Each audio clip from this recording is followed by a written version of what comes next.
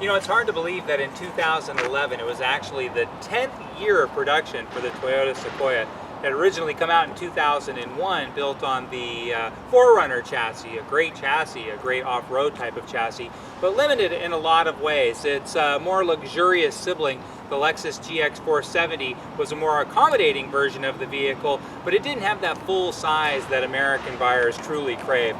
In 2011, when they come out with the all-new Sequoia, everything's completely changed. It's one of the largest sport utilities on the market. But despite its large size, it's actually incredibly well built. It's a stronger chassis, a stronger platform than its predecessor, and one of the best built sport utilities sold in North America. Now this is a limited, so it comes with a 5.7 liter engine, putting out a potent 381 horsepower with 401 foot-pounds of torque. If you get the lower end, the SR5 model, that comes out with about 70 fewer horsepower and a commensurate drop in torque as well. So huge power gains when you get up to either the limited or the platinum. Platinum being the absolute top of the line. Limited, especially one that's loaded like this, is a pretty close second as far as the pecking order in the Sequoia lineup. Now, one of the things you can tell right away with the Limited is that it has 20-inch wheels, where the SR5s only have 18-inch wheels. SR5s come with things like a manual tailgate, cloth interior, and the like. Limited comes with leather interior, power liftgate, and a lot of other features. And let's take a look around. We'll take a look at this particular car. This one has just 20,000 miles for 2011. Not too shabby here late in 2013. And this car was traded in on a new QX56. I would say the Infiniti QX56, as far as quality and size and style and even price point to some measure, is probably the single greatest competitor to the Sequoia.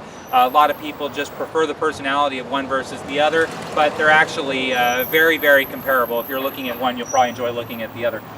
This one looks quite nice all the way around. The great on the outside, great on the inside. You notice the JBL synthesis sound, so upgraded stereo system on the Limited packages. And then you also have airbags for your knees up in front. In fact, you'll have some more airbags in the back that the lesser models don't have in the third row seat. Now, tons of room in the front, and of course, tons of room in the back as well. At 6 feet tall, you have all the space in the world.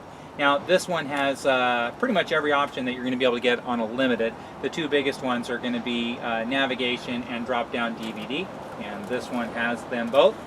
The other one is you can get quad captain's chairs. We have discovered at Infiniti of Kirkland that the bench seat on our own product is the more popular way to go.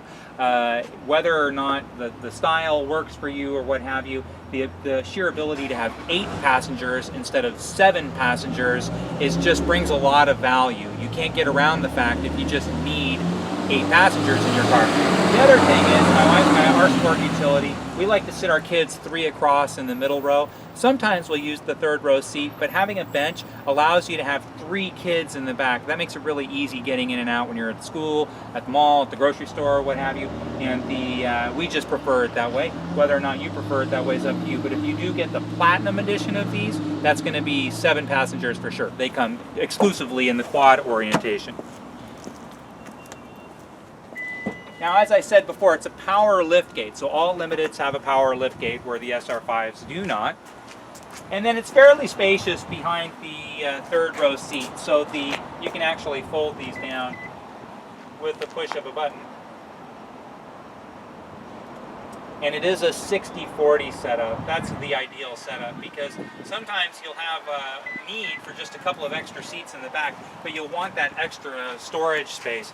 Soccer balls, soccer cleats, Costco runs, winter getaways, you name it. There's just certain times where you have a lot of gear as well as a lot of people in your car, and having some flexibility with the seating orientation does pay dividends.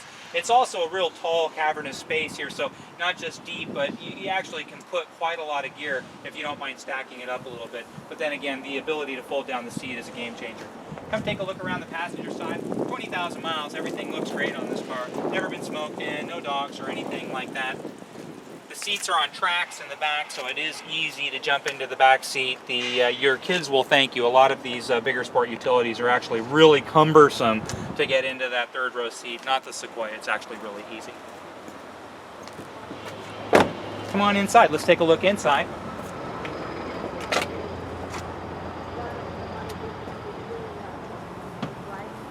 So again, this has the 5.7 liter engine, so that's the biggest engine that Toyota offers. And again, 381 horsepower, 401 foot-pounds of torque, so it's very powerful, very easy to drive. The Sequoia, as a rule, is one of the easier to drive big sport utilities that's out there on the market. This one also has heated seats, again, that navigation system, nice stereo system. There was a time I met a girl of a different kind. Locking differential, tow haul mode. This one is set up with a tow receiver. This car's loaded. It's a great color combination. It's in beautiful condition. It has very low miles. If you have any questions about it, please don't hesitate to drop me an email anytime, Joe T at Infiniti of Kirkland, or just call me anytime as well. Joe Tunney here at Infiniti of Kirkland, 425-821-1600.